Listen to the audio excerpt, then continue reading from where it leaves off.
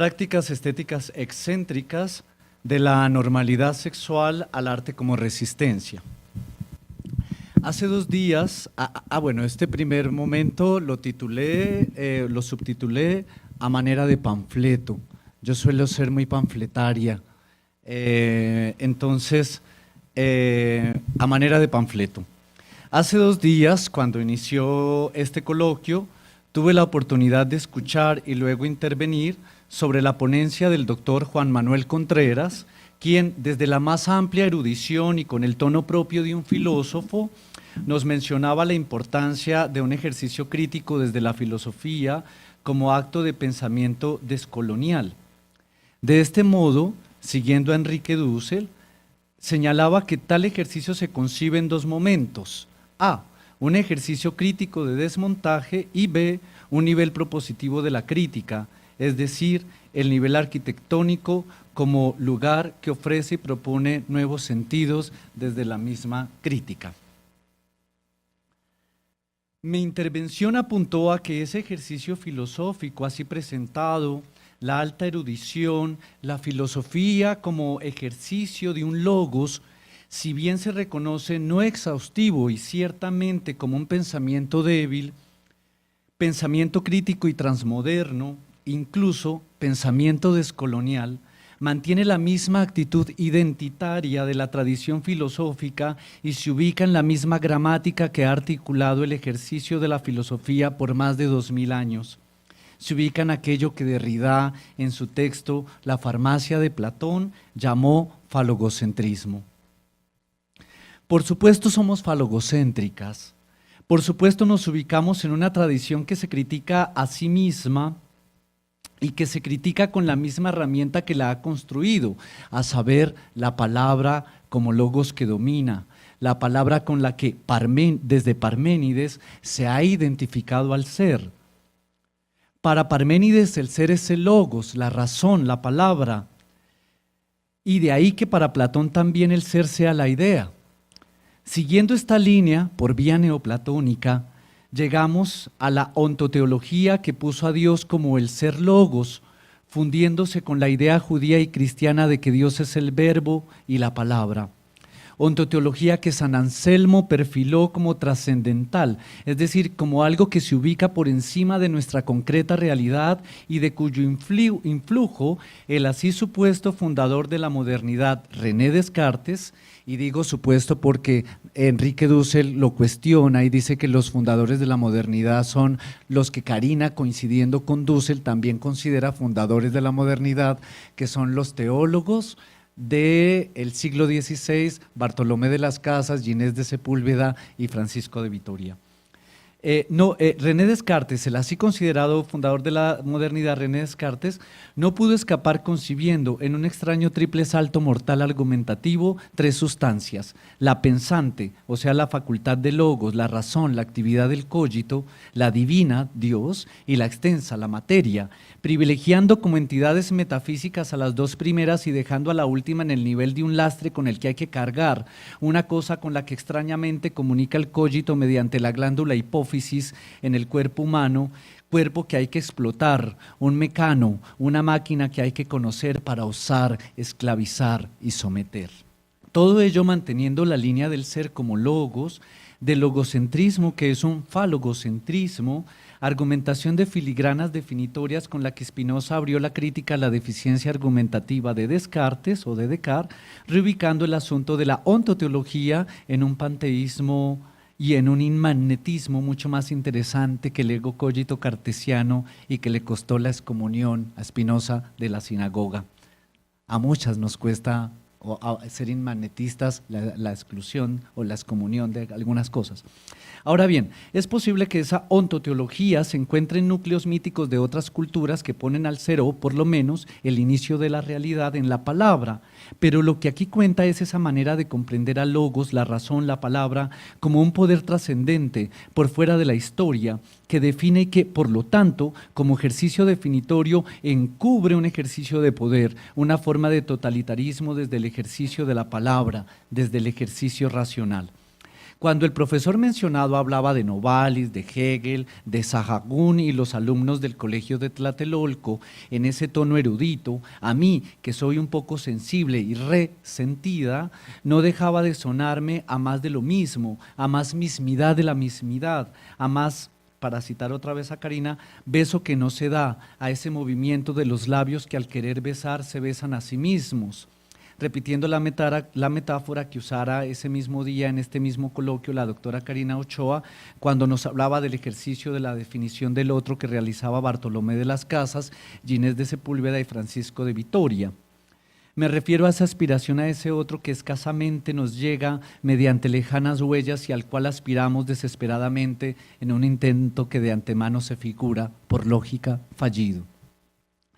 Hago este ligero y superficial recorrido del ser como logos y como logo relacionado con lo divino, como palabra de Dios, ser que es verbo, porque si bien el doctor Juan Manuel Contreras mencionó el momento crítico de desmontaje, con todo ese falogocentrismo, no me quedó muy claro en qué consiste el segundo momento, o cuál sería la propuesta para ese segundo momento de la criba a la modernidad-colonialidad. Es decir, no vi que hubiera señalado cuál sería el factor creativo, propositivo, que se daría en el momento arquitectónico. ¿Cuál sería ese sentido y ese horizonte que nos pondría en un sendero emancipador en el que lograríamos arquitectar o proponer, crear modos para comprender a ese otro?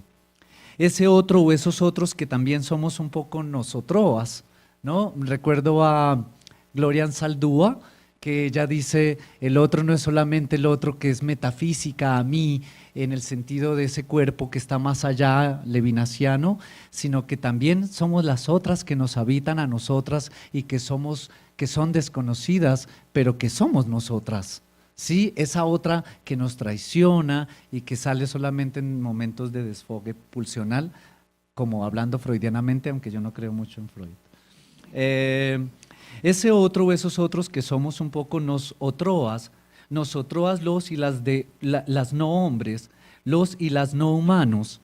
En primer lugar, las mujeres, las niñas y los niños, las indias y los indios, los negros y las negras, y de ahí los feminizados y los afeminados, los mestizos, los mulatos, los zambos, los brincapatrás, los pecadores nefandos, los sodomitas, los libidinosos, los concupiscibles, los débiles, los idólatras, los desviados y los contra natura. No me quedó claro cuál sería la propuesta, el momento B, la arquitectónica de esa crítica, para salir o para torcer o para desviar ese logos. No supe en sí cuál sería el momento propositivo de esa actitud definitoria, esa filosofía de hombres eruditos, expertos y peritos en pensamiento, conceptos y categorías. No encontré lo descolonial, al menos una breve beta de eso descolonial que no se atuviera a la tradición de acuñar conceptos, apuntalar ideas, definir, clasificar, reclasificar, para solo hablar y hablar. Les comento que yo alguna vez fui un filósofo seriosísimo, casi cartesiano, pero me salí de ese lugar y de esa performance, de esa actitud definitoria, gracias a mis encuentros con la teoría del performance y con los feminismos. Esos pensamientos, esas prácticas de lo que abrevo, además del pensamiento descolonial, con las cuales he intentado ponerme por fuera de ese ser logos masculinizador, serio, correcto, preciso, claro y distinto, que ha definido y subalternizado, entronizado como un pantocrátor que insiste una y otra vez en decir qué es y qué no es y en darnos un lugar en las tramas de sus jerarquías. Pero a la vez y por la complejidad del ejercicio de ese mismo poder, que separa mediante una franja abisal, como lo llamaría Boaventura de Sousa Santos, a la línea fanoniana divisora de lo humano y lo no humano, divisora de la zona del ser logos y del no ser logos, no deja de ser asunto de definiciones con las que los intelectuales y las intelectualas aplicamos interpretaciones, compresiones y definimos, así sea de manera débil, a esos otros que ya no somos nosotros y de los cuales hablamos vicariamente desde el privilegio del ser logos de la academia. Hablo de este ser logos subalterno que mantiene la relación de subalternancia con otros que se mantienen en nuestras exterioridades, nuestros otros, y de cuya arrogante actitud de ser logos definidor no nos excusa nuestra mucha o poca conciencia de subalternos o colonizados. Hábitos falogocentros con los que, en la mayoría de los casos de los ejercicios de la filosofía y en general de las así llamadas ciencias de lo humano o ciencias sociales, seguimos mirando a los otros desde la atalaya de esas sus identidades inamovibles, pantocráticas, idénticas a esas imágenes medievales sin volumen y sin cuerpo, de cabeza grande y pocas extremidades. Hábito de erudiciones y logomaquias que mantenemos al margen de nuestras propias historias, de nuestras propias sujeciones a intricados poderes que nos atraviesan el cuerpo, el apellido, el nombre, el pronombre y el arrogante título de filósofo o cientista social. No tengo identidad, ya este fue mi panfleto, hasta ahí también incurro en logomaquia, también incurro en lo que critico. No tengo, y como segundo punto esto, no tengo identidad, no tengo ser, más bien transito. Dije que me formé en filosofía. Así hubo un día en que al titularme como filósofo me identifiqué como tal, risible porque un filósofo no es un nombre sino un ejercicio y ha de ser el trabajo de una vida lo que defina y no un título universitario. No obstante, me definí filósofo así nomás por mi pregrado y mi maestría. Hubo un tiempo en que me definí hombre, varón. Hubo un tiempo en el que me definí gay. Hubo un tiempo en el que me identificaba. Pero ese tiempo ya pasó y quiero contarles a manera autoetnográfica y pidiéndoles con mi corazón de loca amorosa, pero también de loca patética, recordemos que pathos es pasión, o sea, loca apasionada, que tengan paciencia por el tono egótico de mi discurso. Ya saben ustedes que la palabra, el logos, el ser, nos traiciona cuando intentamos escapar de él hablando. Somos como esos labios que se besan a sí mismos queriendo besar a otros en un intento fallido que aspira a llegar a ellos. Quiero contarles cómo pasó ese tránsito de ser filósofo a esto de ser una loca deviniendo, un deviniendo loca, como me gusta llamar a esta experiencia de pensar y hacer, a este acto, a esta acción, quizás arte-acción, si es que los artistas me dejan llamar arte a esta práctica estética excéntrica. Este performance en el que me habito y con el que intento hacer de esta disciplina tan racional que es la filosofía una intermultimulchipuchi indisciplina, atravesada por mi cuerpo, gestada por mi imagen, moviendo las cercas, los bordes, los límites de los campos, alterando mi decir, yendo a transitar a otros lugares, migrando sin documentos a profesiones en las que nunca fui formada, pero en las que habita ese momento arquitectónico y propositivo que no veo mucho en la tradición filosófica crítica. Ese momento en el que ya no solo criticamos como criba y discernimiento conceptual, como análisis y reflexión para la deconstrucción. Hablo del segundo momento de la crítica que tocará el doctor Juan Manuel, del paso siguiente a la criba categorial, a ese tiempo en que hacemos la propuesta, momento en el que fue mi forma de hacerlo, salí de logos y me ubiqué en la intersección de prácticas reflexivas, cuasi filosóficas, cuasi artísticas, muy políticas, prácticas vitales, sexuales, reconfiguraciones de todo aquello que logos me dijo, me dio, me hizo ver y que puse en mi cuerpo para retorcer esa razón, enrarecerla, enturbiarla, hacerla ruidosa y borrosa, poco precisa y encarnada.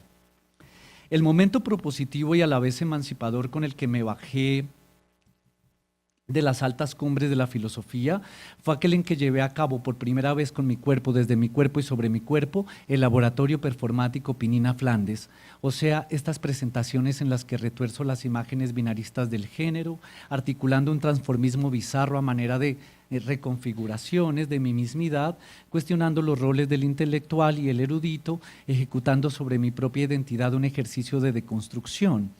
Incluso más que de deconstrucción, a la manera crítica de un desmontaje dusseliano, se trató y se trata de un retorcimiento, de una subversión de los códigos sociales en las maneras, en el traje, en los modos de la conducta y en los modales del aparecer en los espacios comunes o públicos. Gracias a los análisis que realicé sobre el performance, tema de mi tesis doctoral, y a las incursiones que en el campo del performance art había realizado a finales de los 90s y sobre todo al claro ejemplo desestabilizador que me dieron feministas performanceras como Valie Export, Cindy Sherman, Carol Schneemann, entre otras, aspiré a que mi venganza corporal contra el ser logos, contra el falogocentrismo, podría ir más allá que el mero acto de impugnación desde el ser logos, desde esa palabra divina o de Dios como palabra o la palabra como algo supremo. Mediante él o la performance, porque performance a veces se dice la performance y a veces se dice el performance, y en eso amo el performance porque yo soy a veces como él o como la también.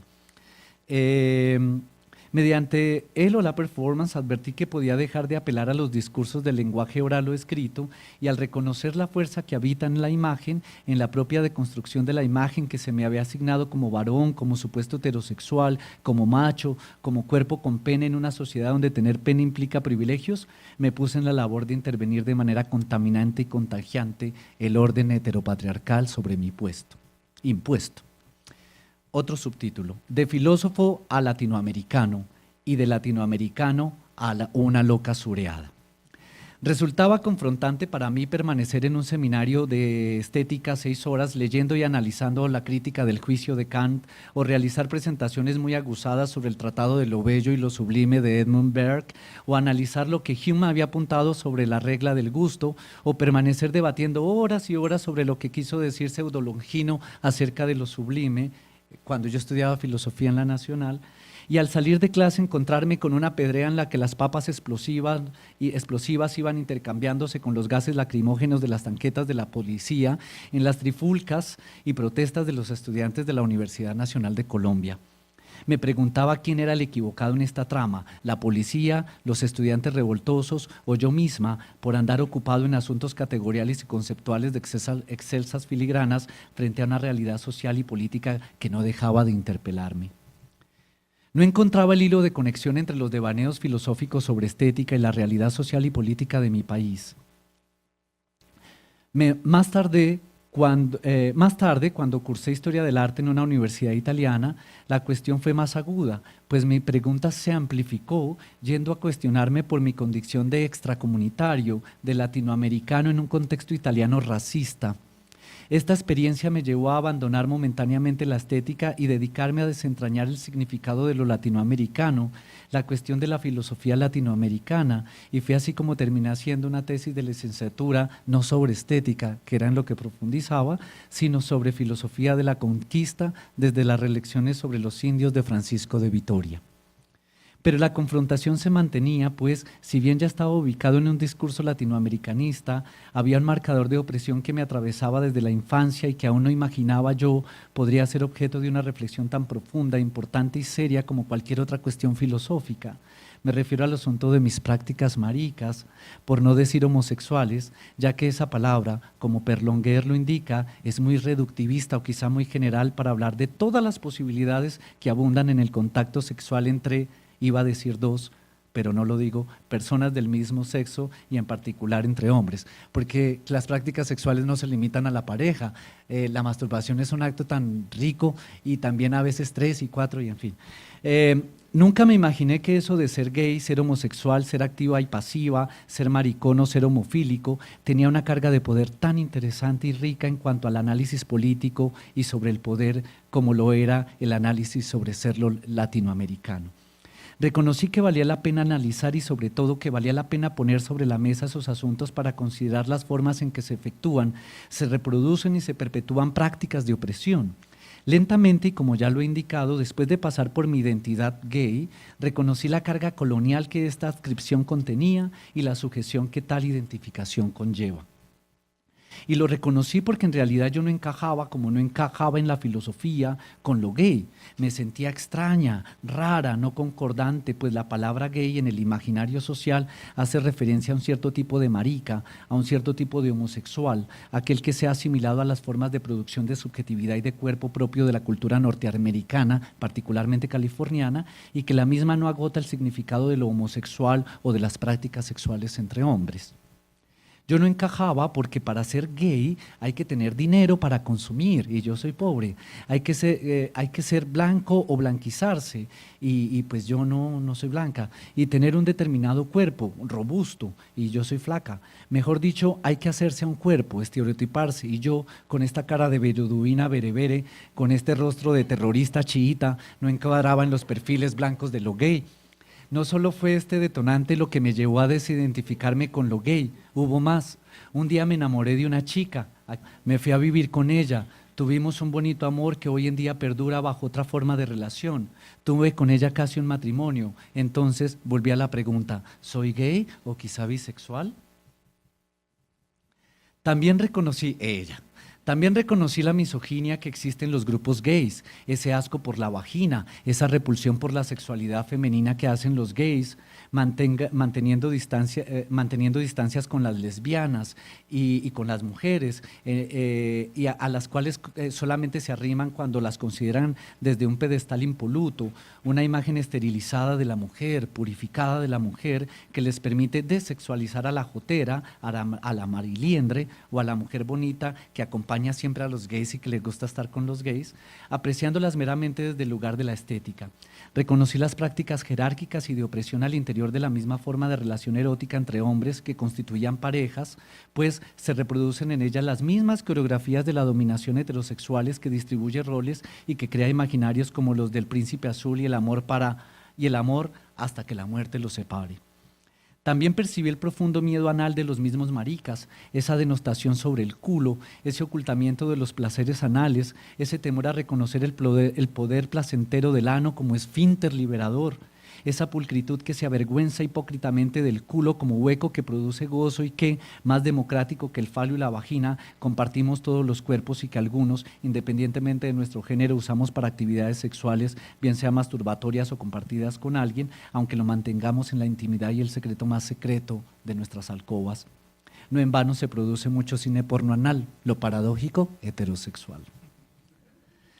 La otra gran incomodidad que no me ascribía a lo gay era esa fobia por lo afeminado, con todo lo bello que resulta para mí el afeminamiento de ciertos hombres. No me cuadraba y no me cuadra la endohomofobia, la transfobia, la afeminofobia al interior de los círculos gays, así como todas las demás prácticas de opresión que operan al interior de estos grupos, racismo, clasismo, generismo, sexismo, misoginia y todo lo demás que ya he dicho, aunque bien vale la pena reiterar ese guiño al capitalismo desde el consumismo rosa, con el cual tampoco me identifico.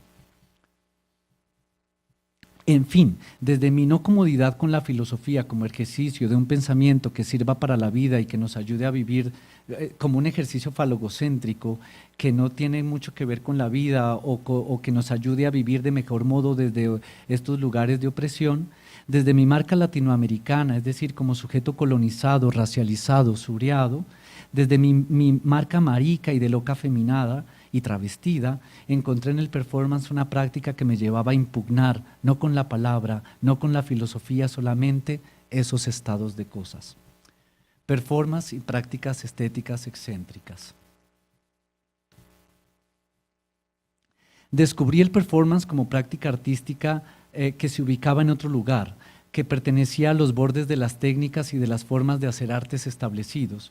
Desde el principio me quedó claro que las prácticas del performance no atendían necesariamente a la tradición occidental del arte, pues en sus orígenes, Dada o Fluxus, por ejemplo, estas prácticas se mostraban a contrapelo de lo establecido.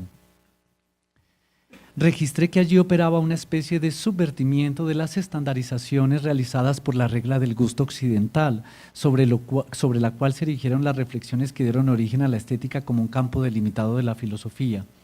Esto embonaba perfectamente con mi rebeldía social, con mi inconformismo epistémico y con mi digna rabia de loca suriada. Para mí, el conocimiento puede coincidir con una especie de trabajo sobre una misma y sobre el mundo que aúna la circunda, para afectarlo, para no dejar el orden impuesto tal y como está, para subvertirlo, torcerlo, mariquearlo, cuiriarlo, cuestionarlo, impugnarlo, juguetearlo, etc. También advertí que esas prácticas estéticas excéntricas, como las llamo, y distingo excéntrico con un guión, no excéntrico porque la excentricidad estándar es un lugar ya preparado por lo central. Yo hablo de ex-centricidad como un lugar de permanente fuga y hacia el borde, hacia abajo y hacia el borde. También advertí que estas prácticas estéticas excéntricas, al ir a contrapelo a las formas convencionales de hacer arte, por ejemplo, no ser objetual, al ubicar el cuerpo como pieza de arte, lo cual implica la existencia efímera de la misma en tanto que exposición, la exposición misma del cuerpo, el riesgo que implica esta actividad porque es la vida propia, el nombre propio, el prestigio de una, lo que se arriesga, supe que la bisagra entre estética y política eran las prácticas del performance. De esta manera empecé a crear intervenciones callejeras en Bogotá, por ejemplo, subida en un pony travestida frente a la Casa del Florero, lugar donde se llevó a cabo el grito de la mal llamada independencia, arengando contra el Estado diciendo que los derechos debían ser asignados por la ciudadanía y no por las prácticas sexuales. O irrumpir, como he irrumpido al empezar este encuentro, porque empezaba a irrumpir cantando, pero ya no se pudo, en un café cantando rancheras y generando fisuras en la porosidad del sistema heteropatriarcal opresor. Paulatinamente fui ocupando otros espacios más convencionales pero periféricos, festivales de performance y política, galerías underground. Aquí, por ejemplo, siempre estoy como en lugares muy periféricos y en galerías periféricas y en festivales que no son los grandes festivales del arte, porque pues yo no soy artista. Entonces fui ocupando otros espacios más convencionales, pero periféricos, festivales de performance y política, galerías underground, bares en los que bares del garito y del bajo fondo del arrabal, porque me fascina el arrabal, me fascina. Entonces empecé a crear con amigas y confabuladoras como la Julia Antivilo y otras locas, la Alba, y otras, empezamos como a ocupar el arrabal y el garito como un lugar de performance para politizar también a los sujetos drag y travesti, etc. Entonces, activismos en forma de cabaret o llegar al programa de doctorado en la UNAM a un coloquio en las mismas fachas en las que ahora me aprecian y ganarme la mirada reprobadora y aprobadora de unos y de otros. Estas intervenciones multimuchipuchi interdisciplinares, porque apelo a la creación de ropas, al registro fotográfico, al video, a la radio y al constante facebookeo que, así sea un arma de doble filo, propone y gesticula, tuerce y despliega en las redes sociales esa forma de disidencia, de resistencia. No es un arte pulido, no es un arte para el consumo, no pretendo ser artista, no me ascribo a esa línea de producción de arte para vivir de él o para hacerme marcachifle de mis productos estéticos excéntricos, lo cual me pone en otra estética, en otra episteme, en otra forma de distribuir, contaminar y contagiar con conocimientos alterados, raros, difuminados, memes, por ejemplo, como por ejemplo el meme de la revolución en una misma, o en acciones como esta, por ejemplo. Esto fue el día de la posesión de Peña Nieto, con el huachistáculo, nos fuimos hasta el Palacio Nacional, nos metimos y preguntamos que si ahí era donde estaba la fiesta y que si ahí estaban repartiendo trago y nos sacaron a empujones y nos pusieron ahí estos señores y después nos pusimos a cantar y yo me bajé los calzones. No es un arte pulido. Entonces lo que digo es que es otra episteme, otra forma de distribuir, contaminar y contagiar con conocimientos alterados, difuminados, memes, que no aluden al discurso, ni a la definición, ni al falogocentrismo exactamente.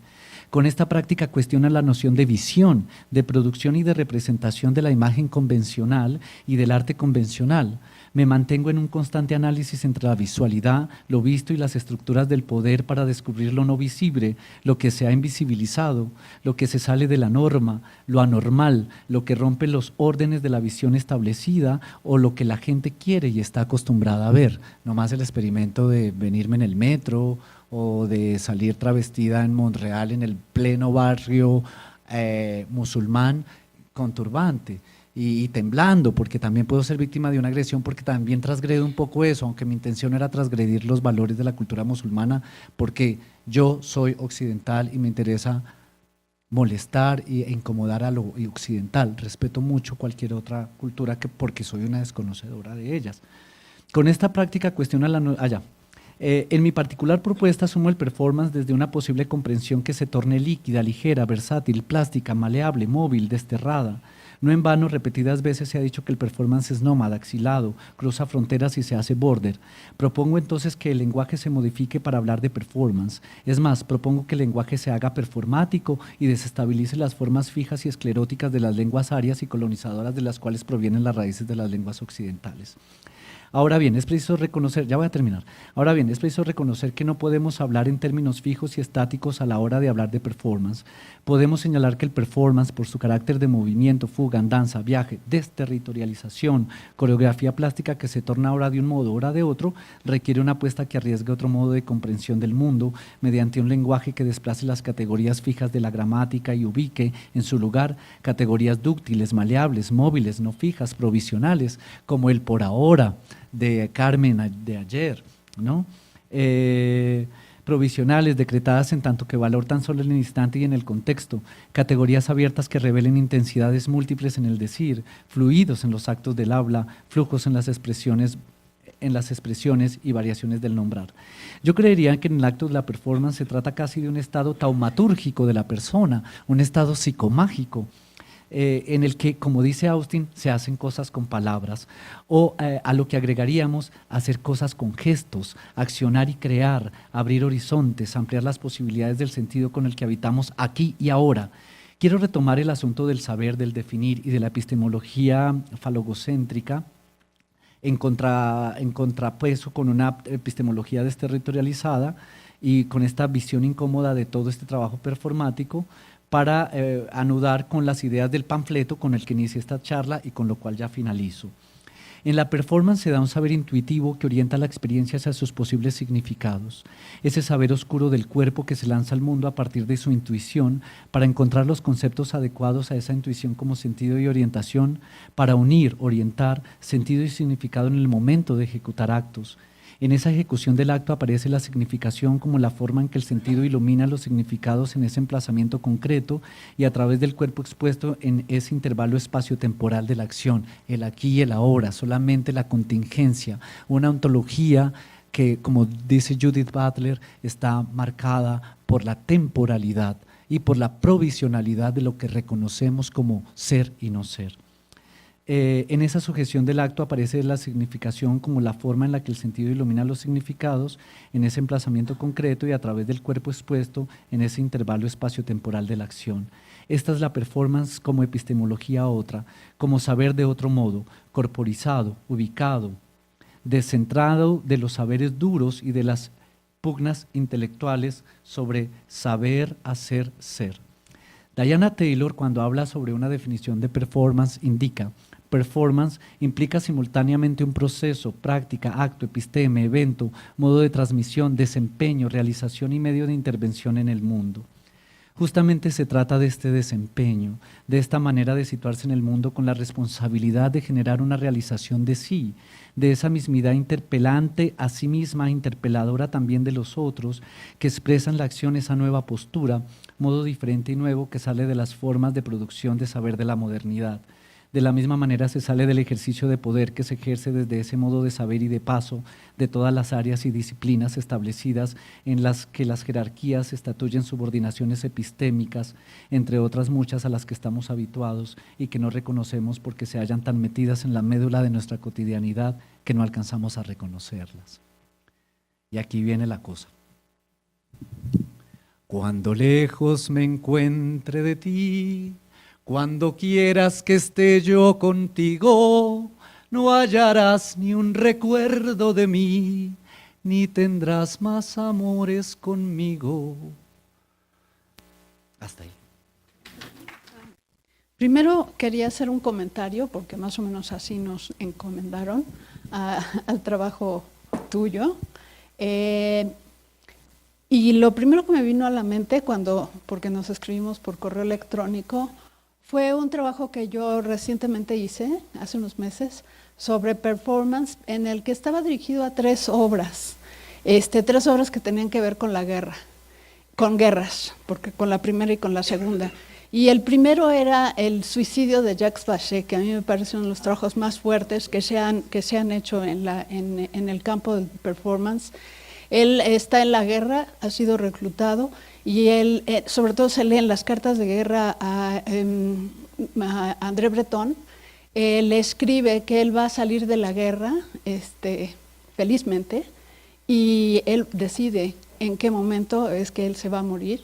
y se va a llevar a un amigo con él mismo. Y así mismo lo hace, sobrevive a la guerra, se mete a un hotel con un amigo, una muy buena dosis de opio, él sabía exactamente lo que estaba haciendo, no era ningún iniciado en el tema, y se suicida después del armisticio. Entonces este es también uno de los primeros trabajos en el performance, porque empieza con los futuristas, que es como en el 9, 10, 11, después con Marinetti, y después los dadaístas, pero Bashé, que es como muy independiente, o sea, es como dadaísta de la época, pero no fue dadaísta, y bueno, propone esto, ¿no? Y después comento en esa ponencia, de la que no voy a hablar y el tema no es ese, pero es un comentario para ti. Son dos trabajos que a mí me han gustado mucho. Uno es el robo de la obra de El poeta pobre, de Karl Spitzbeck, por Ulay, en la Galería Nacional de Berlín, y en donde, bueno, es un muy buen trabajo para analizar con los estudiantes qué es, a la pregunta ¿qué es una obra de arte? ¿Sí? Bueno, pues es el robo a la galería, es un robo auténtico en el que sí que arriesga, sí le pegan de tiros, no le dan, pero se roba que fue uno de los autores predilectos de Hitler, se va con el cuadro y lo cuelga en el departamento de unos turcos, ¿no? Y el otro trabajo que también me gusta mucho, que es también de la generación que reclama a los padres en Alemania después de la guerra, que es el trabajo de Kiefer, en donde hace el Sieg Heil, cuando ya estaba prohibido hacerlo, en sitios de ocupaciones. Entonces, que también ahí se viste de mujer en algunas de las ocupaciones. Y bueno, lo que tengo de la impresión del performance, que me parece que es un medio que lo has elegido muy bien, es el medio para lo que tú quieres hacer. Todavía no se ha alcanzado a analizar la profundidad y sí me parece que va, como dice Tomás Machiavelli, por el lado de la ética. ¿No? La ética se ha venido a resolver, no se ha venido a resolver en la escultura, no se ha venido a resolver en la pintura, la ética se ha venido a resolver en el performance, habría 1000 ejemplos, ¿no? Entonces, nada más una pequeña cita de Tomás Machiavelli, no sé qué puede dar a pensar, pero Tomás Machiavelli dice que la teoría estética heredada del siglo XVIII estaba basada en la idea de Aristóteles en la ética nicomaquea, de que la naturaleza humana irrumpe con 3 facultades, la cognitiva, la ética y la estética. En la versión disciplinaria de Kant de esta doctrina, bueno, se larga, no voy a seguir por ahí, pero sí me gustaría como dejarte ahí un rato a pensar lo de la cuestión ética del performance y lo que tú propones. De hecho, yo tengo un fundamento teórico sobre ese respecto, pero no quisiera, bueno, de una vez lo digo y... Pues fíjate que en efecto para mí las prácticas performáticas están unidas a un acto ético y a una apuesta en la que se arriesga la propia comodidad de la identidad. Eso retomando a alguien que Ramón no quiere para nada. Ramón odia que uno le mencione a Foucault, pero pues como yo no soy dogmática ni sigo, yo lo quiero mucho, pero pues yo soy yo. Entonces la cosa es que yo sí retomo de Foucault el hecho de la práctica de sí. Entonces en la hermenéutica del sujeto, Michel Foucault, que para mí la hermenéutica del sujeto es como un vademecum, yo lo cargo y lo abro y lo leo y me abre los horizontes de comprensión, tanto como este tipo de eventos y estos encuentros y compartires.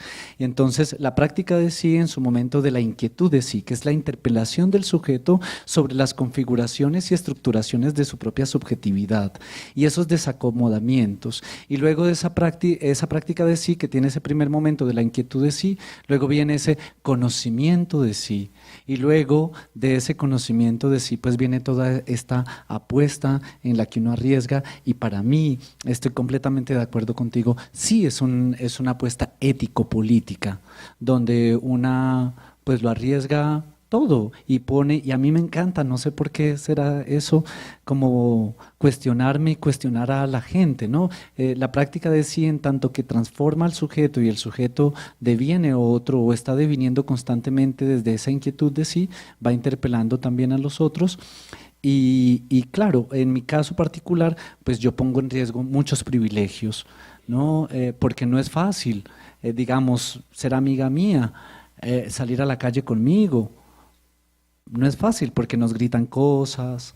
El primer día yo nomás vine con areticos, no estaba tan travestida y un chico pasó y dijo, ¡ay!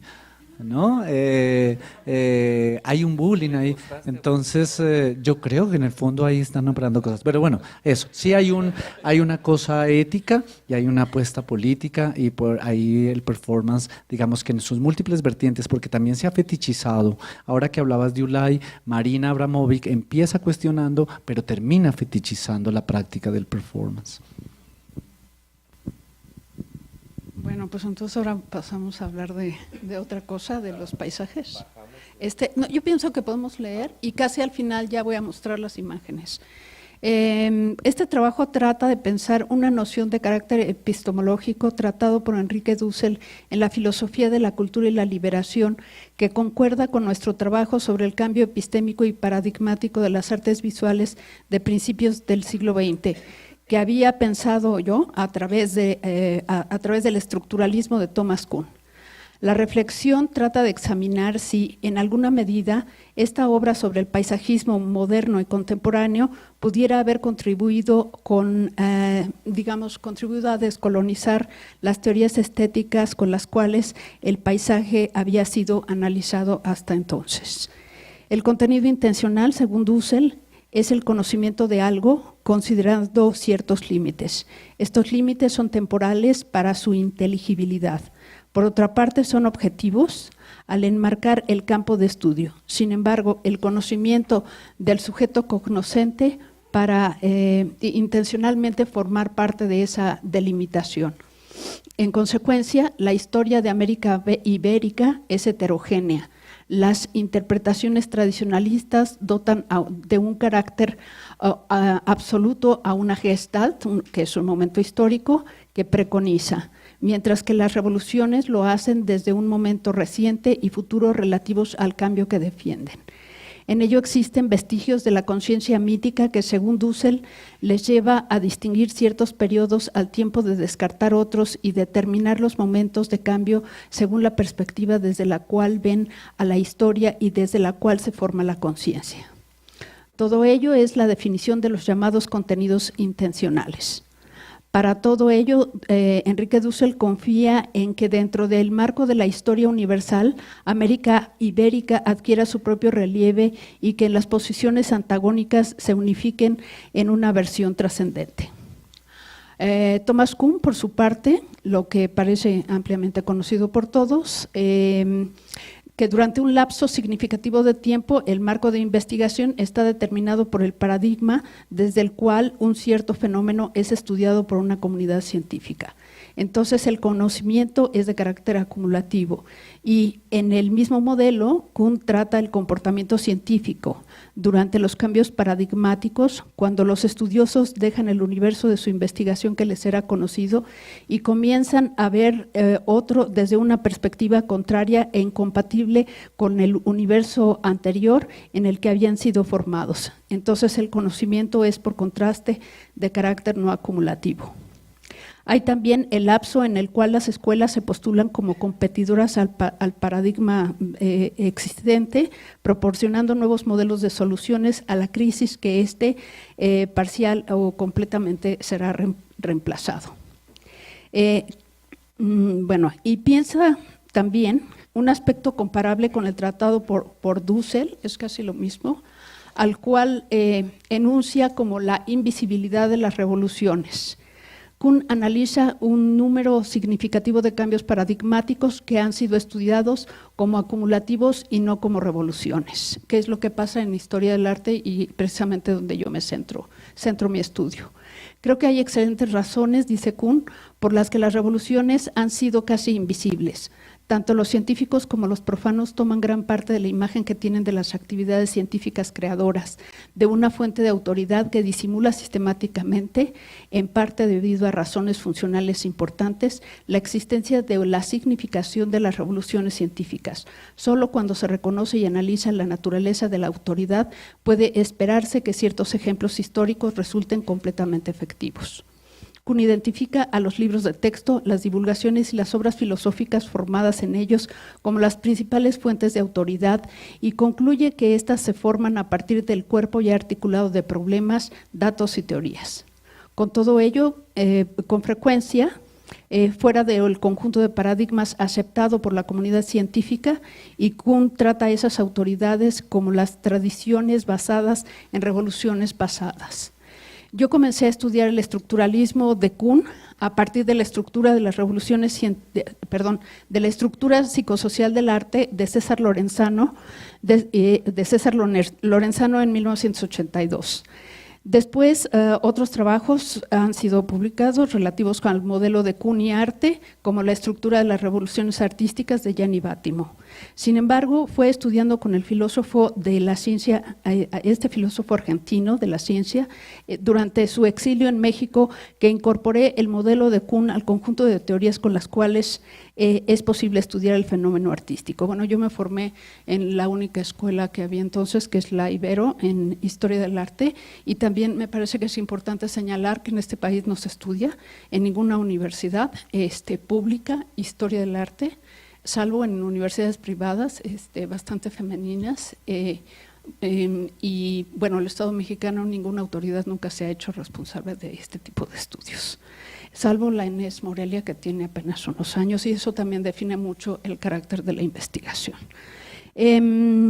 Bueno, entonces, sin embargo, fue estudiando con este filósofo argentino que incorpora esta teoría, y años después, mientras trabajaba sobre un cuerpo de obras de arte contemporáneo, sobre todo de Jan Hendricks, de Richard Long y de Hamish Fulton, que yo por años había trabajado con Jan Hendricks haciendo una exposición itinerante en la cuenca asiática y del Pacífico, que son proyectos de viajes. Entonces yo estaba buscando en artistas viajeros algo para mis estudios.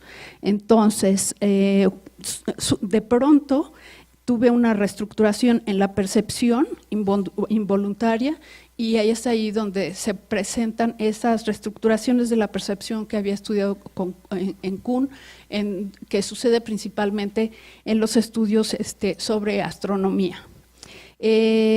Bueno, desde lo subconsciente, este conocimiento ya olvidado de pronto se hizo presente y me hizo ver que esas obras eran paisajes tanto como habían sido los paisajes anteriores al cubismo, pero con una gestalt visual contraria, incompatible con la de los paisajes anteriores, o sea, los paisajes del Renacimiento al siglo XIX.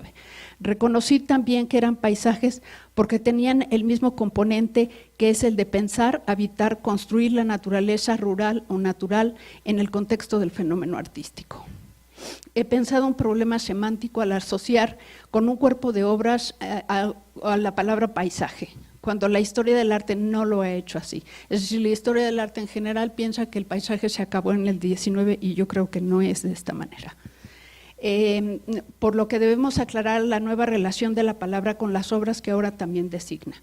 Regis Debray afirma que las culturas de la civilización occidental, el helenismo, el universo bizantino, la latinidad medieval, en donde no existe la palabra paisaje, tampoco existe la palabra arte.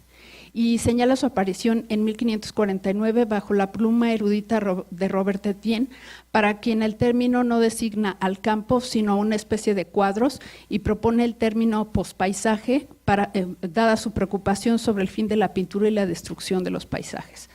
Los trabajos de referencia no son cuadros como representación de lo natural, sino la presencia del artista y su vivencia corporal en la naturaleza, y en la historia del arte han recibido otras denominaciones, como lo expone Ana María Walsh, con cierto también su propio contenido intencional, porque para Ana María Walsh tampoco existe el paisaje después del XIX, sino que ahora se le llama land art y se le llama de otras maneras.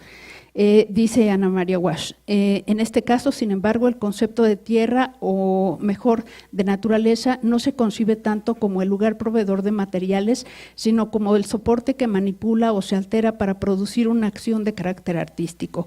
A tenor de ello, la expresión land art podría traducirse como el arte del paisaje, aunque en este caso estaría el conflicto con el tradicional género del paisaje, o sea que es tradicional, ¿no? O como arte de la naturaleza. Entonces, tampoco logran ver, porque es que se tiene que cambiar la teoría para poder cambiar la percepción, ver de otra manera y ver que el paisaje, que no es necesario tener un cuadro para tener un paisaje. Por otra parte, yo he venido trabajando un distinto enfoque interpretativo de las artes visuales que no tiene fundamento en las teorías y metodologías más reconocidas de la comunidad de historiadores de arte. He venido pensando una teoría sobre el paisajismo moderno y contemporáneo desde el estructuralismo de las revoluciones científicas según Thomas Kuhn, aun cuando arte y ciencia son empresas de distinta naturaleza. Pienso que en la creación artística han sucedido cambios epistémicos y paradigmáticos que no concuerdan con los cambios estilísticos de la historia del arte, en parte por las diferencias básicas de concepción de estilo y paradigma que fueron discutidas por Kuhn y los historiadores de arte James Ackerman y George Kubler, entre otros, en 1967. Entonces Kuhn llega a la conclusión de que estilos y teorías no corresponden con paradigmas porque implican elementos compartidos o similares imposibles de explicar principalmente, y para ello se apoya en el principio de inducción de Karl Popper en el tratado en la lógica del descubrimiento científico. Está claro, afirma Popper, que la expresión de una experiencia, de una observación o de un resultado de un experimento puede en primer lugar ser solo una declaración singular y no una universal. En consecuencia, afirma Kuhn, si las nociones de paradigma son útiles al historiador de arte, serán imágenes y no estilo lo que sirve de paradigmas. Al respecto, en un trabajo específico he investigado todos los momentos en el que Kuhn se aproximó a los estudios sobre historia del arte, o sea, al revés. Kuhn estudia arte, fundamentalmente a Ernst Gombrich, quien precisamente fuera discípulo de Karl Popper, y cómo estos contribuyeron con los estudios sobre historia de la ciencia. Pienso entonces que desde el estructuralismo de Kuhn una distinta concepción del arte moderno y contemporáneo, y particularmente del paisaje, porque desde ahí veo un problema no trabajado en el contexto de la historia del arte hasta ahora. Esto es comparable con lo que Dussel enuncia como contenido intencional, dado que desde la perspectiva tradicionalista se tiende a prolongar ciertas tradiciones. No ha sido posible ver la revolución que desde mi perspectiva es evidente al distinguir que entre el lapso señalado entre 1907 y 1914 ha habido un episodio no acumulativo en el que ciertos artistas dejan de agregar conocimiento a lo ya conocido como arte. Esto es que para ver cómo el arte como un cuerpo de obras creado a partir de estas fechas, de pronto fue imprescindible adquirir una teoría enteramente nueva, o la obra quedaba cifrada, oculta a la vista de quienes conceptuaban y conceptúan el arte desde un paradigma anterior. Es decir, todavía hay historiadores que están situados en el paradigma del siglo XIX y no les es fácil cambiar su visión y ver desde el siglo XX. Por lo menos desde 1907 en adelante. En general, los libros de historia del arte de la modernidad son tratados como incrementos de vanguardias, sin mencionar el abismo habido entre el 7 y el 14, y cuando ciertos autores como John Golding, John Berger o Calvin Tompkins lo han hecho, se han referido a ello como una revolución en el sentido de aceleración, pero no en el sentido de un cambio completo de teoría, un reemplazo por otra que es completamente nueva e incompatible con la anterior. Entonces, por ejemplo, John Golding habla de ello diciendo: el cubismo fue quizá la más importante y sin duda la más completa y radical revolución artística del Renacimiento. O sea, sí habla de revolución, pero entiende otra cosa por revolución. De hecho, desde el punto de vista estrictamente visual, es más fácil tender un puente sobre los 300 años que separan el impresionismo del Alto Renacimiento que sobre los 50 existentes entre el impresionismo y el cubismo. Si pudiéramos olvidar por un momento factores históricos y sociales, un retrato de Renoir nos parecería más cercano a un retrato de Rafael que a un retrato cubista de Picasso. Es decir, que para la historia del arte han sido inconcebibles los extraños episodios no acumulativos. Sobre los artistas no han agregado cuando los artistas no han agregado nada a lo que ya era conocido como arte. En un trabajo sobre Piet Mondrian, un trabajo mío, particularmente trato la manera en cómo en el catálogo razonado del autor, se ha dividido en 2 tomos, la obra posterior al cubismo y la anterior al cubismo, como la curaduría de las exposiciones sobre este pintor de los grandes museos, requieren contratar 2 equipos de investigadores, uno para cada etapa, y ninguno de los 2 se interesa por analizar la ruptura en cuanto tal, lo que ha sido la justificación para trabajar por mi parte ese tema, estudiar por qué es un solo artista y por qué parece que es como si fueran 2 personas y nadie se atreve a entrar en la otra parte.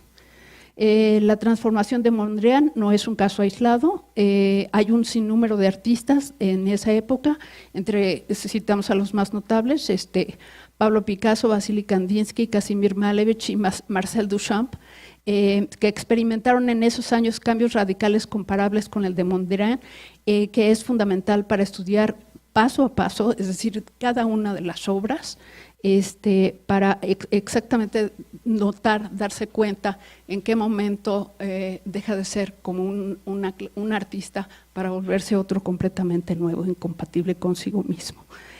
Estos cambios también se deben a la integración al arte del pensamiento abstracto, que no tiene correlato con la naturaleza, sino con el concreto de pensamiento, y el pensamiento conceptual, que es el lenguaje en ausencia de los objetos. Es decir, en Occidente nunca había habido arte abstracto, es decir, pensando que el arte empieza en el Renacimiento, pues nunca había habido arte abstracto y nunca había habido arte conceptual. Entonces, lo que no era arte comienza a ser visto con un nuevo aparato conceptual como arte. Entonces podemos presentar 2 obras que parecen idénticas, nada más que en una época eso no era considerado arte y después sí. Entonces, me parece que sería conveniente ver algunas de las imágenes para entender de qué estoy hablando. Bueno, lo que vamos a ver es que hay un cambio de gestalt, que es un gestalt visual, un cambio de momento histórico visual relativo al cambio de la teoría, y este es un cambio, lo entiendo como un cambio epistémico, y bueno, que hay que considerar también todas las combinaciones, dije arte abstracto y conceptual, pero también hay el naturalismo y todo se va combinando, aunque hay algunos trabajos que son bastante, digamos, concentrados en sí mismo, hay abstracciones, pero en general hay una multiplicidad que lleva hasta que el estilo casi desaparezca. Entonces, sí podemos ver las imágenes. Bueno, este trabajo es un trabajo de Hamish Fulton. Ese es un trabajo de Richard Long, y en principio, bueno, lo que vemos es una línea, se llama Line Made by Walking, una línea hecha caminando, en donde la historia del arte, digo, no entiende esto como paisaje, es decir, porque esperaríamos que fuese un lienzo, ¿no? Sin embargo, bueno, estos trabajos tienen exactamente el mismo componente que un artista que ha pintado un paisaje en un lienzo, como Cézanne. Exactamente el mismo componente. Lo que sucede es que está puesto en otra gestalt. Pero también sucede un poco lo que veníamos hablando, que hay ya el cuerpo del artista metido en la obra. Esta es la pieza que habíamos estado trabajando con Jan Hendricks, que se fue a la cuenca asiática del Pacífico. Esto es visto de cerca. Y todo esto es un paisaje, es decir, en principio lo que hace sí es viajar a los lugares, tomar las imágenes, regresa a México, las procesa y vuelve a viajar, o sea, es este viaje. Todos ellos son artistas viajeros, ¿no? Los 3. Entonces todo parte de esto, pero después yo tengo esta otra visión y empiezo a ampliar el número de obras. Por ejemplo, son trabajos que son Berndt y Hilla Becker, ellos son alemanes, y lo que hacen es tomar las imágenes de vestigios que de pronto, si nos fijamos, en todas las ciudades quedan vestigios arquitectónicos que van desapareciendo, y ellos toman las fotografías, hacen un registro de esto antes de que desaparezca. Entonces, había yo dicho que hay este cambio epistémico en donde aparece el lenguaje en ausencia del objeto, y entonces con ese conocimiento se puede dar este tipo de imagen que también podemos pensar como paisajes. En este caso está señalando, señala las diferentes etnias sobre esta águila que pudiera ser entendida como un paisaje, porque hasta tienen una ubicación geográfica como si fuese un mapa sobrepuesto al águila, ¿no? Esto es Lothar Baumgarten, el anterior también es de él. A mí me parece que si empezamos a pensar en lo que acabo de decir o definir como paisaje, que es, digamos, el hecho de habitar, de pensar sobre la naturaleza y de construir sobre la naturaleza, es que va quedando definido cuál es el contenido del paisajismo. Estos ejemplos, digo, este sería un ejemplo tradicional de paisaje en el que nadie cuestionaría, y me gusta, y en varias ocasiones para varios estudios yo lo cito.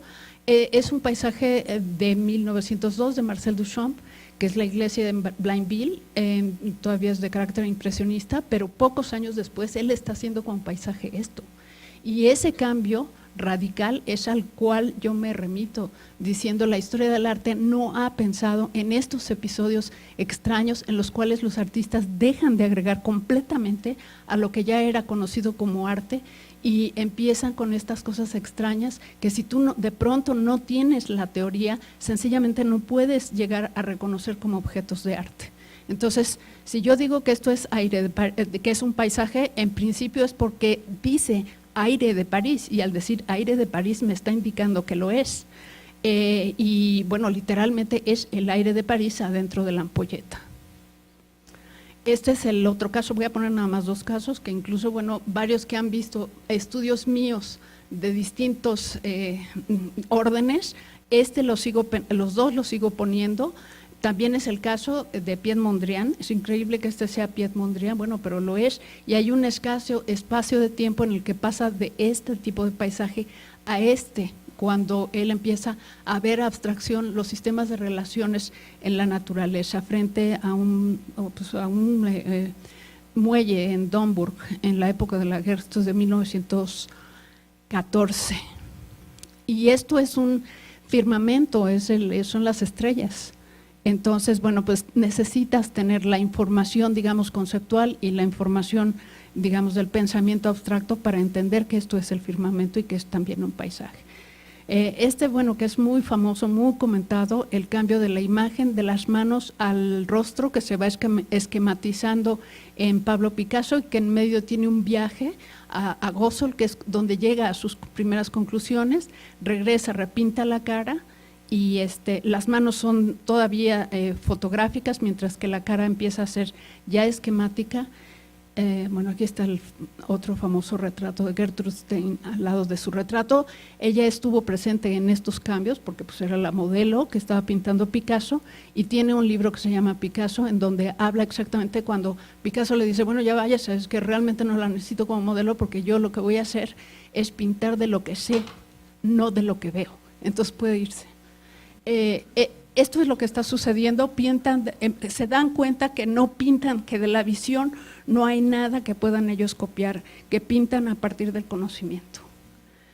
Entonces, bueno, viene este otro cuadro muy conocido, donde ya es mucho más, está mucho más presente el esquema. Esto también es importante para nosotros si pensamos en descolonizar el pensamiento estético, porque esto lo aprenden de las otras culturas, no de la cultura occidental, las presentan de otras culturas en las que no había la representación, sino que las deidades eran las deidades mismas, no deidades que representaban a los santos, ¿no? Sino el santo es el objeto mismo, y es él el que va a hacer, digamos, la actuación. Bueno, esto es también de Kandinsky, él también era un paisajista cuando con la pintura, él lo que andaba buscando es la desaparición de los objetos en la pintura y de pronto también una reestructuración de la percepción, como me sucedió a mí un día en la universidad. Así es como sucede a todos, de pronto a él se le presenta, ve un cuadro de lado, es muy conocido este episodio, y se da cuenta que ese cuadro que estaba a medio pintar es ya el cuadro sin objetos. Este trabajo que todo el mundo conoce, y yo lo traigo a colación porque también tengo otro trabajo en donde hablo de cómo el propio Duchamp no se daba cuenta que podría ser un trabajo de arte. Entonces lo pierde porque lo deja en París, se va a los Estados Unidos y realmente él no sabe bien lo que es, él mismo no sabe lo que es. Y él mismo no sabe si ya se salió del campo del arte y de hecho parece como si nunca lo hubiera podido aceptar completamente. Entonces escribe a su hermana Susan, que era una artista, y le pregunta, a la rueda de bicicleta que dejé allí, y me dice, pues que la tiró a la basura. Claro, la hermana, que era una artista, la tiró a la basura porque es que no sabía que iba a ser una obra de arte. Entonces, esos son pruebas del cambio epistémico, del cambio donde el artista deja de agregar completamente a lo que ya era conocido como arte, sino esto sencillamente es que no sucede. Y que es el famoso cuadro negro suprematista, que ahorita está siendo estudiado mucho más que creo que nunca, ha sido también como base importante para todos los artistas después. Y así es como se arma el paradigma. Y desde esto, de lo que yo también hablo, cómo delimitar desde otro lugar para poder ver, estudiar el fenómeno artístico. Entonces, bueno, este es Robert Morris, es una obra como de los años 60, pero todo esto no sucede si no hay los cambios de principios del siglo XX. Bueno, y este es un lienzo, y evidentemente lo de Robert Morris pues son esculturas en negativo, ¿no? Bueno, pues también me gusta poner el ejemplo porque es un cráter que ha trabajado por dentro, un edificio que es un observatorio natural que está en el desierto de Arizona y que es de James Turrell. Y esto evidentemente por un artista del siglo XIX como Paul Cézanne. Por aquí debo traer, bueno, ahorita va a aparecer un Paul Cézanne, que él estaba ante la montaña Santa Victoria, pero él no podía ver un paisaje si no era pintando un lienzo. Es decir, no era necesario pintar el lienzo, pero eso no lo puede saber. Y él muere en 1916 y él nunca se dio cuenta. Sin embargo, tenía muchas intuiciones a partir de las cuales los demás de alguna manera toman pistas para poder cambiar las cosas.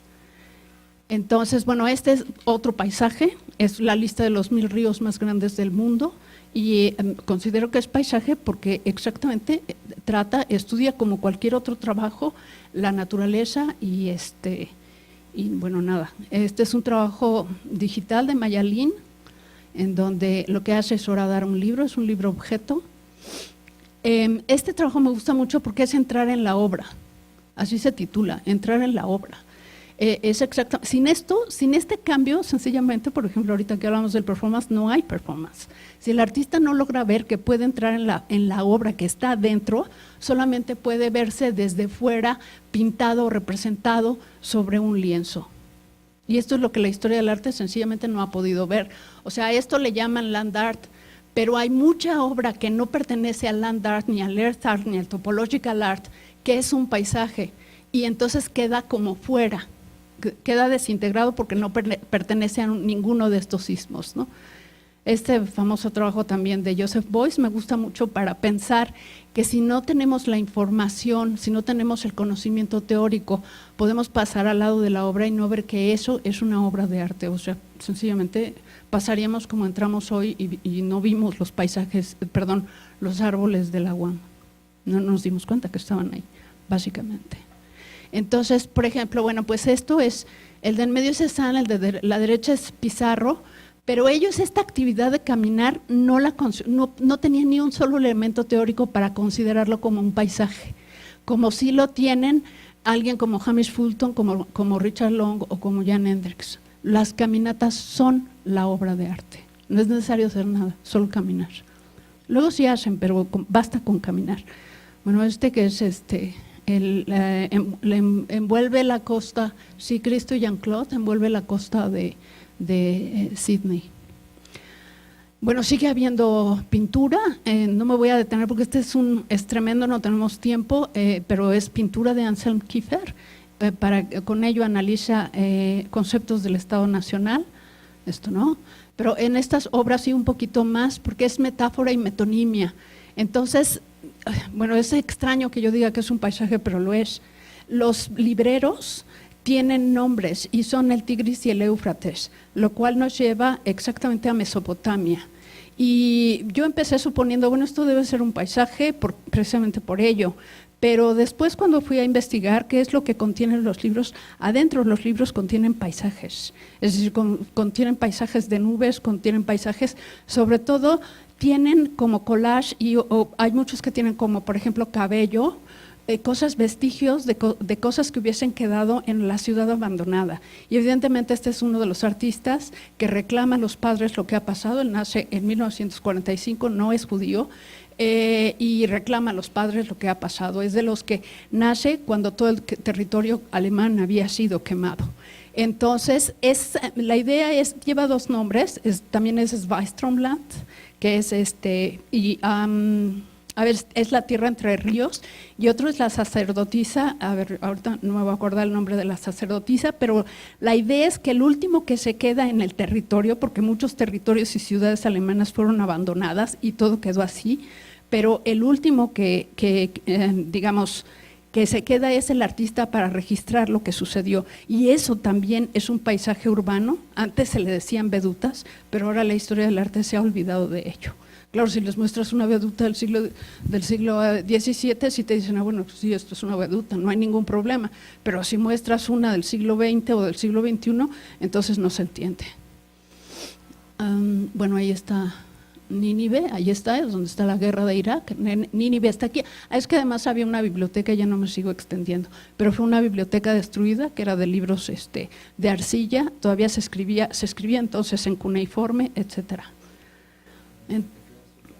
Exactamente, sí.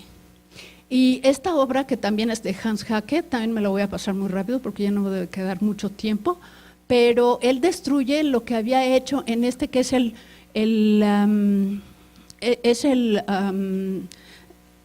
¿cómo se dice? Como el espacio de exhibición en la Bienal de Venecia de Alemania. Y todavía quedaban vestigios de lo que Hitler había ido a poner ahí. Tampoco me voy a extender, solamente para decir, porque además es que en otras investigaciones también con ustedes aquí en la UAM ya lo había presentado, pero si yo digo en la historia del arte, esto es la veduta del Panteón de Agrippa, me dicen pues sí, pero si yo digo que esta es una veduta, hay problemas. Y eso significa que la historia del arte sencillamente tiene que adquirir teoría para poder ajustar y poder ver en qué momento se encuentra, digamos, lo que puede ser, si quieren, podemos decir posveduta o algo así, para ver si así alcanzamos, ¿no? Entonces, por ejemplo, este trabajo es un trabajo de los artistas del taller de Niels Bohr Jensen. El mismo trabajo se llama Veduta. Entonces, como esto hay muchos trabajos, por ejemplo, este es un trabajo de Lee Krasner, la que fue esposa de Jackson Pollock. Ella a este trabajo, que es visto desde la abstracción, le titula Paisaje. Hay muchísimos. Estos trabajos también los incorporo porque los artistas latinoamericanos también trabajan dentro del mismo paradigma. Esta es Lotti Rosenfeld de Chile, y ella lo que ha hecho es, bueno, cruzar exactamente lo que todos conocemos como no más lo que quieras, no más sangre, no más lo que quieras. Es un trabajo, eso viene del trabajo de Lotti Rosenfeld que hacían ellas en la época de la dictadura en Chile, ¿no? Y que se ha presentado en todo el mundo en Documenta, en Bienal de La Habana, con estos trabajos. Ahorita también lo que dicen es que estuvo presente en la Bienal de Venecia última. Esta es La Habana, y bueno, Doris Salcedo. Entonces, Doris Salcedo tiene estos vestigios de la ciudad que también toma y presenta en los espacios museísticos y de galerías, y por ejemplo, pues es que ha trabajado mucho con los familiares de los desaparecidos que los vieron morir, pero que ellos sobrevivieron, y ese es el tema, o sea, cómo habitaron esas ciudades y cuáles son los vestigios que hacen pensar en estos episodios. La famosa grieta, porque ha sido la primera artista que ha presentado en el Turbine Hall, en el Tate Modern. ¿Perdón? Y bueno, es esta grieta que de lo que trata, que ha sido trabajada por dentro, o sea, por dentro la grieta que además queda, o sea, lo que ella dijo, bueno, sí, pero la obra no la van a quitar. Después tienen, si quieren, pueden poner otra losa para que otros artistas, pero mi pieza se va a quedar. Entonces tiene que ver con algo que me parece que en el Congreso aquí se ha tratado, que es todas estas, digamos, como actitudes que no son tan evidentes, ¿no? Pero que está ahí el hecho de ver a alguien que no es de mi raza, que no es de mi género, que no es de mí, y hay una actitud que no es completamente develada, pero que siempre está ahí segregando, ¿no? Entonces, por eso es que la pieza está dentro llena ¿cómo se llama? Alambre de púas. Ya termino. Bueno, esta es otra pieza de John Cage y un último trabajo dentro del mismo Turbine Hall, que es después de lo de Doris Salcedo, y que esto es con uno de los artistas que empecé, que es Hamish Fulton. Y ya está. Gracias.